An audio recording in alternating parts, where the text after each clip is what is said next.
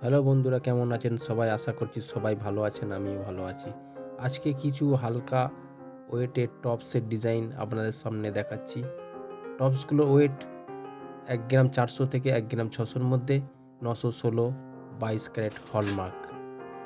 ডিজাইনগুলো কেমন হয়েছে অবশ্যই কমেন্ট করে জানাবেন। এরকম নিত্য নিত্য ডিজাইন দেখার জন্যে চ্যানেলটিতে সাবস্ক্রাইব করে পাশে থাকা বেল আইকনটি বাজিয়ে দেবেন।